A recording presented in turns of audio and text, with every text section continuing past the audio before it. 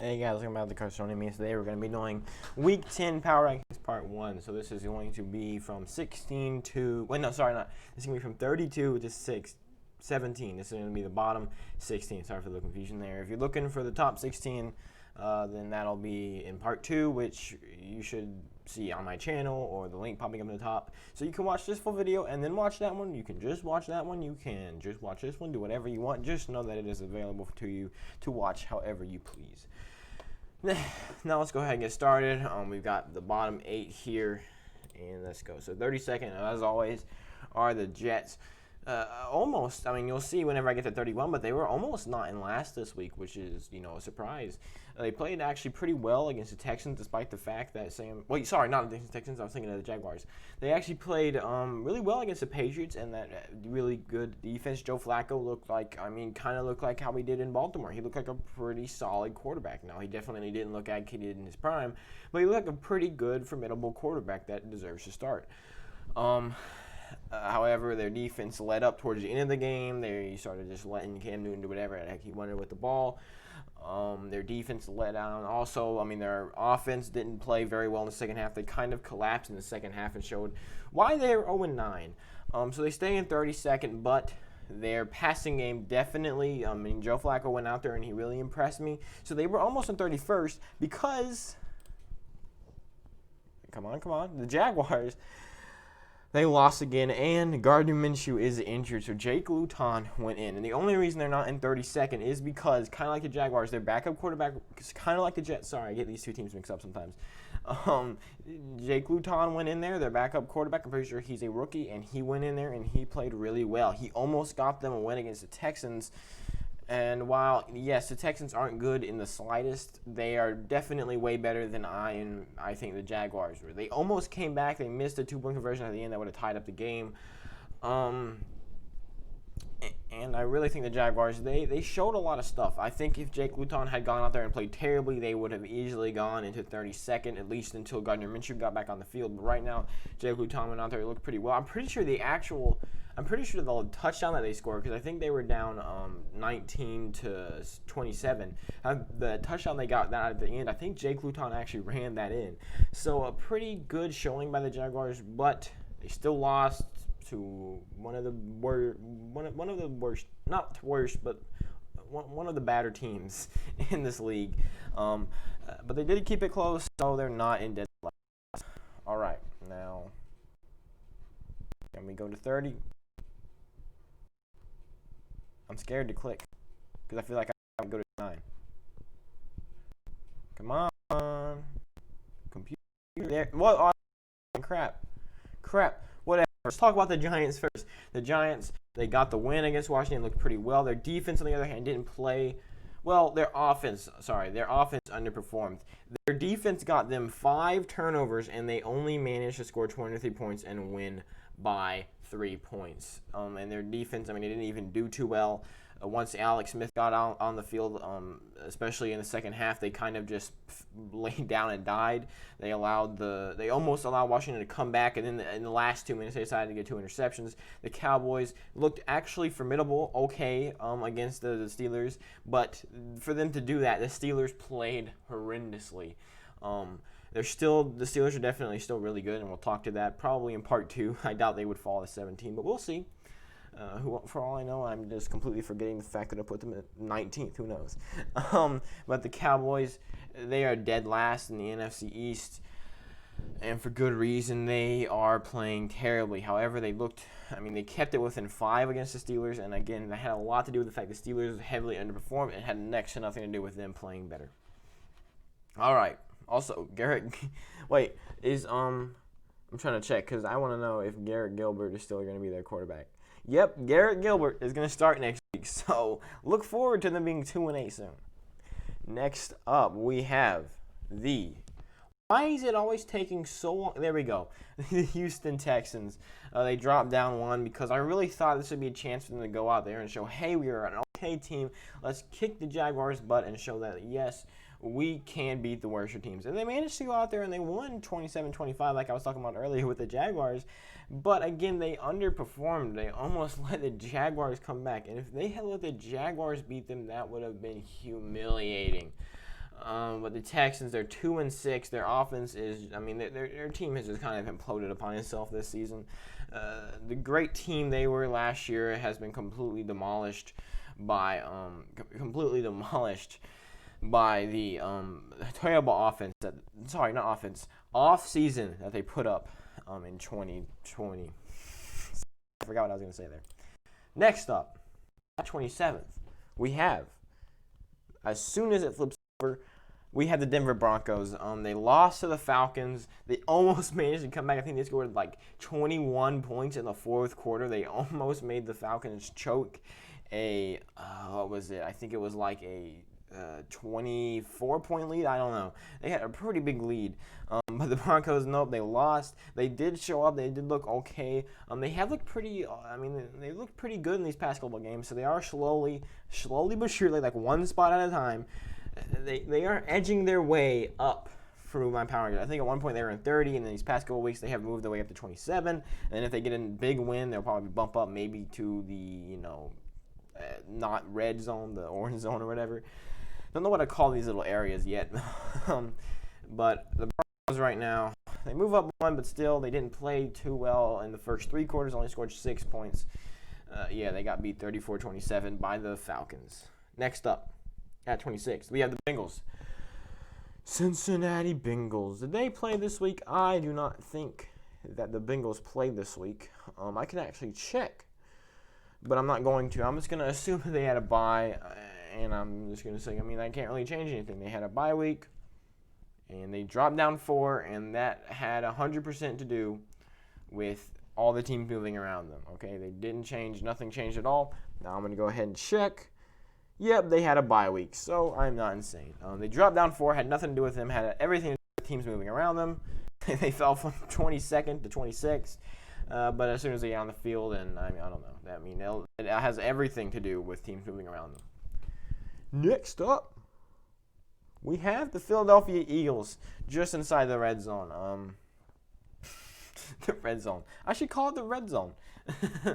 The Eagles haven't been playing well. Again, it was their bye week, so again, I can't change much. Both of these teams, they're just not looking too well. Really, all I can say, they're both playing pretty badly. The Eagles are 3-4-1. The Bengals are 2-5-1. The Eagles, really, they were 1.5 games of Washington in the NFC East, but that just feels like it could go away in a second. They do play the Giants next week, so they do have a pretty good chance of winning there. But if they lose to the Giants, they have a pretty good chance of losing this NFC East within the next couple of weeks, with Washington playing the banged-up Lions. All right, now if I clicked, now can it please switch to the next section? There we go. They can be doing better. This is 24 through 17, the last section we're going to be doing in this video. All right, in 24th, we have the Vikings, who somehow managed to move down, even though they played against, even though they beat the Lions by 14. I think they just kind of played how I thought they would, and then they ended up just moving down. A lot of that had to do with teams moving around them. I think, if I had to go through and rate how much my opinion changed of each team, the Vikings would stay the same because they really played about as well as I thought they would. The Lions, on the other hand, really underperformed, but we'll get to that in a second, children. Just wait. But anyways, the Vikings, they got the win. They looked pretty good. They're 3-5 now, which is not a terrible record. They're really trying to be relevant. They're really trying to get back into things. And, who knows? Maybe they can. 11-5 is still a possibility. No, it's not. Anyways, let's move on to the next team, which I can already see what it is. It's going to be a surprise. I actually have the Washington football team up here, and they moved up too. And let me explain to you why. Yes, they lost, but they managed. Their defense went out there, and it played great. It held the Giants to 23 points, despite the fact their offense let up 5 turnovers. Also, they got 5 sacks. They looked like a pretty good defense. Their defense still showed up. Boom. Defense didn't change. Meanwhile, Kyle Allen got hurt early, or early in the second quarter, late in the first quarter, I don't know, somewhere in that time span. Alex Smith goes in there, doesn't play too well in the first half, goes out in the second half, throws for over 300 yards, and yes, he threw the 3 interceptions, but two of those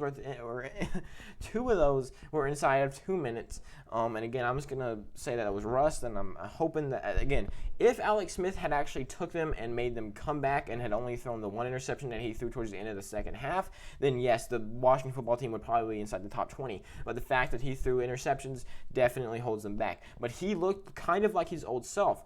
I think, he's a bit rusty, but now that he is going to be getting starting reps, now that he has already been set to be the starter for next week against the Lions, I definitely think this Washington football team's offense, it looked a lot better in the second half. Their defense was doing really well, only allowed 3 points that entire second half.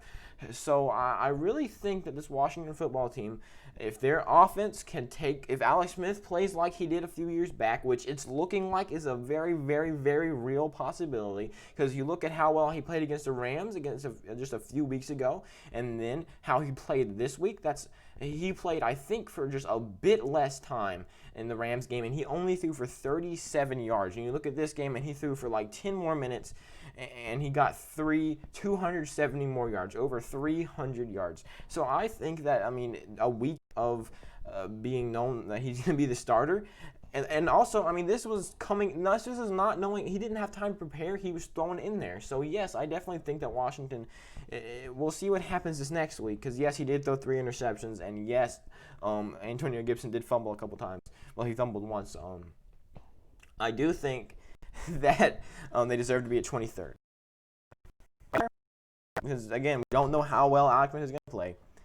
But, again, they're going up against the banged-up Lions, and we'll see what happens. In 22nd, we have the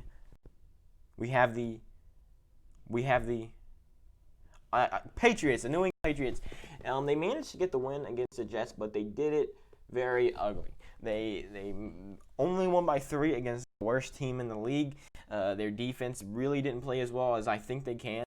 Their offense only got going in the second half. That first half was really pretty bad.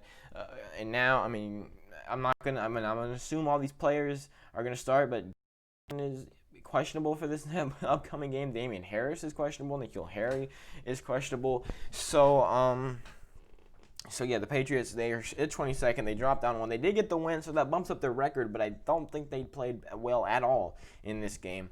And I don't think, they're looking like they're going to plummet. If they had lost to the Jets, they would definitely be below the Vikings. They'd be definitely way in the red zone. Outside of the top 20, we have the Los Angeles Chargers. They lost to the Raiders in heartbreaking fashion.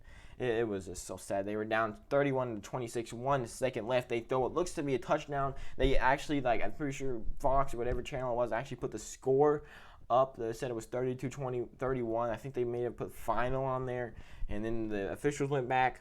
Nope. And I can't, sit here and put a 2-6 team up in the top 15 or whatever. So they're drawn at 21 because, yes, they're playing well, but they can't finish games, and that is a part of this. And obviously, Herbert has gone in there, and people are considering him possibly the rookie of the year, and yet he has gone 1-5, and that has a lot to do. 1-6, and that has a lot to do with the fact that this team just can't finish games. And you can look at all other stats, but you have to also look at the fact that they just can't win. They just cannot win, and I'm not going to put a team that cannot win up higher than where I have the Chargers right now. I'm sorry. I know that their offense is playing really well, but you've got to look at the fact that they are 2-6. And no, I'm not going to go by record, but the fact that they keep on choking, the fact they keep on doing badly. People had the Falcons down low for this exact same reason, and the Chargers are kind of looking like how the Falcons are back, turning the corner, and we'll see that. I don't know where I have them, to be honest, but we'll see. Entering the top 20, which is very special, but still, it's something to be celebrated that you're in the top 20. We have, there we go, the Chicago Bears. They got a pretty bad loss to the Titans, which is what I expected, but still, they're 5-4. They dropped down 2. They are moving down. And it's just looking bad for the Bears. They are plummeting. They have lost 3 in a row. They were 5-1 looking fire, but then nope, they had to lose 3. And they're what's it called? Their defense is playing pretty well, but that offense is just collapsing, and they're just slipping. And yeah, what more can I say? Sorry if this video is getting a bit too long. I'm trying to speed things up here. In 19th, we have the Dolphins. They stay in the same spot. Even though they did kind of impress me, I think, again, if I was doing a ranking of how much each team changed in my mind, they would definitely move up. They played really well. They beat the Cardinals. Their defense kind of underperformed, in my opinion, from looking at what they did last week against the Rams. They held them to 17 points, even though they have a very explosive offense. I think their offense definitely overperformed than what they thought they would. Tua went from throwing under 100 yards to, I don't even know. He definitely threw for over 100 yards. They definitely did way better. They are looking like they're 5-3. A lot of people don't understand, but the Dolphins are 5-3. They have a very good rookie quarterback at the helm. Their defense is playing lights out, and they are looking like a very formidable team in this league. They are definitely looking like threats to the Bills in the AFC East. And I don't know why no one's talking about it, but here it is. The Dolphins are at 19. People, you get mad at it all you want. You cannot deny the fact the Dolphins are playing very, very well. At 18th, we have the Detroit Lions. They move up 2 despite the fact that they lost to the Vikings. They played pretty well. They're 3-5, so things are definitely not great for them, but they're okay. They move up 2. They are a formidable team. I think a lot to do with the fact that Chase Daniels was in for half of this game. That's one reason why they lost, but they still played okay with Chase Daniels in there. Matthew Stafford don't you worry, he's not injured. He is cleared. I'm looking at the depth chart right now. He's not even questionable. He is good to go. He doesn't get chopped up into 50 pieces. All right. And the last team we're going to talk about in this video before part 2, which you are definitely going to watch. I'm getting a lot more aggressive over the portion of the video. We have the drum roll, please. The Atlanta Falcons jump up 9. They're finishing games. They didn't allow the Panthers to beat them last week. Now they didn't allow the Broncos to beat them this week. And finally, we've been talking about how explosive their offense is and how good their defense is, and